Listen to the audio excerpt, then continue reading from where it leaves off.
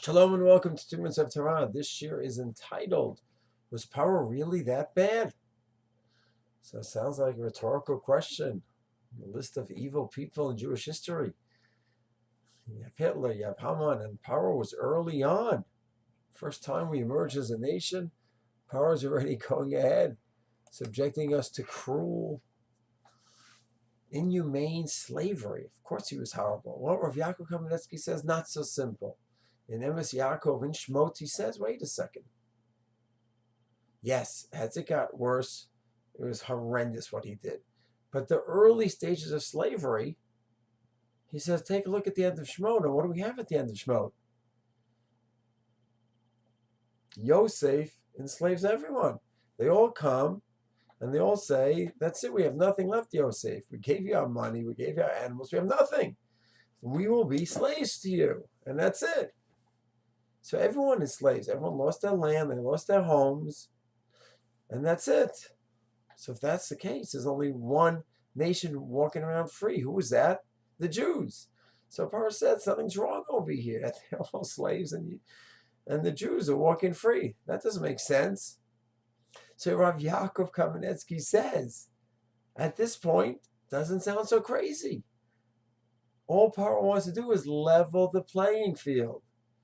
So you don't have the whole nation enslaved, as they themselves offered themselves to slavery, and that the Jews are free. That doesn't make sense. Now the Meshech Chochmah actually says that they offer themselves as slaves, but Yosef didn't accept that. But Rav Yaakov Kaminetzky is saying, no, the simple pshat is that they are all avadim now, except for the Jewish nation. So Paro just wants to level things out. What's so crazy about that? That's Rav Yaakov's question. Now, if one takes a look at the Psukim, it seems not exactly like Rav Yaakov is saying. It seems like right away they did seem to oppress them. But Rav Yaakov is saying maybe, no, the early stage it wasn't oppressive, it was just slave like everyone else. So if you take Rav Yaakov's approach, then what was the problem? So he answers and says the following. Yosef saved Egypt. They were going to be destroyed. And he had a fiscal plan, saved them, made them into a world power. Everyone around the world needed them, depended on them. That was Yosef. He single-handedly saved the country, with God's help, obviously. So Rav Yaakov says the least Paro could have done, and shows appreciation to Yosef and to his whole nation, and let them stay free and not become slaves. That was the least he could have done of appreciation for Yosef. Amazing how far Rav Yaakov takes Hakarat Hatov, appreciation. And Rav Yaakov wants to say, that's the famous Gemara, Yaakov about Eov and Bilam and Yitro. They all were consulting with Paro. Paro was consulting with them. Bilam said, make them into slaves. Eov didn't say anything, and Yitro ran away. So he wants to say, Rav Yaakov, that what was Yitro's shita? Hakarat Hatov. You have to appreciate what Yosef did, and not enslave his family and all the Jewish nation. And where do you see the Hakarat Hatov appreciation by Yitro? Where do you see that? The daughters come back early. He said, what happened?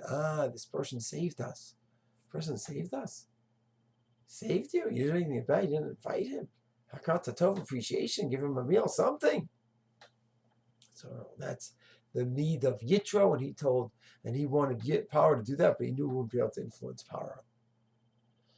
So that's Rav Yaakov's trailblazing chiddush regarding appreciation.